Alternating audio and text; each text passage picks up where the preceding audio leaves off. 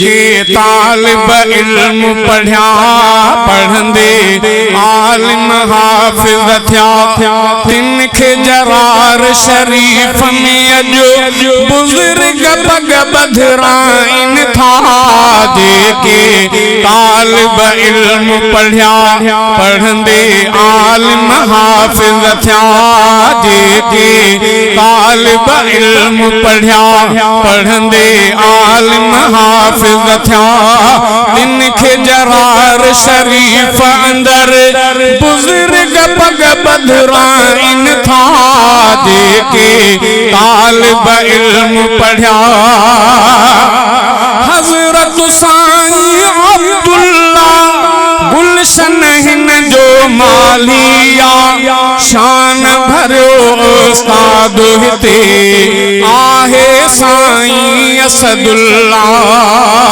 हजरत साईं अब्दुल्ला गुलशन हिन जो मालिया शान भरियो उस्ताद हिते आहे साईं असदुल्ला। साईं सैफुल्लाह मिठो साईं बदरुद्दीन भयो साईं सैफुल्लाह मिठो साईं बदरुद्दीन भयो साईं अजीजुल्लाह बिदे साईं अजीजुल्लाह बिदे साथ पयो गुलशन सा सदा। जेके तालिब इल्म पढ़िया पढ़ंदे आलिम हाफिज थिया इनखे जरार शरीफ में अजो बुजुर्ग पग बधराइन था।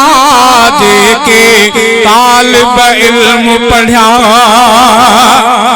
मंजिल माणी खुश था थियनि अखिड़नि जा ओजा गलथनि दीनी इल्म जी पग बधंदे सुहणा ॼण था घोट लगन। दीनी इल्म जी पग बधंदे सुहणा ॼण था घोट लगन। अरबीअ जे वरसे वारी पग बधी दुनिया प्यारी अरबीअ जे वरसे वारी पग बधी दुनिया प्यारी शाल रखने लज इन पग जी दिल से घुरा तो अहिड़ी दुआ। जेके तालिब इल्म पढ़िया पढ़ंदे आलिम हाफिज थिया इनखे जरार शरीफ में अजो बुजुर्ग पग बधराइन था। जेके तालिब इल्म पढ़िया मुरसल जे मेहमानन जो बाहुबलो ही रहाए थो इन जे लाए गुलिस्तानी साहज से जब छाए थो इन जे लाए गुलिस्तानी साहज से जब छाए थो जिन जे पेरन मंझे अदा पर फरिश्ता विछाइन था। जिन जे पेरन मंझे अदा पर फरिश्ता विछाइन था। प्यारन तिन मेहमानन जी निंद करण बेइबादत। जेके तालिब इल्म पढ़िया पढ़ंदे आलिम हाफिज थिया इनखे जरार शरीफ में अजो बुजुर्ग पग बधराइन था। जेके तालिब इल्म पढ़िया बिन वलियन जो कबियूं ॻाल्हियूं ॿुधो सारा विलायत में वली कामिल हुया जर्रार भी प्यारा।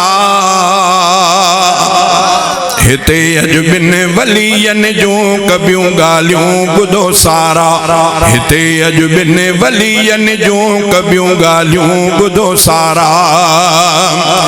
बरी जर्रार में अहिड़ी बती का फैज़ फरहत जी उन्हें जेका उन्हें चमकार ते आमद वधी वई खूब खलकत जी वधी वई रोशनी एडी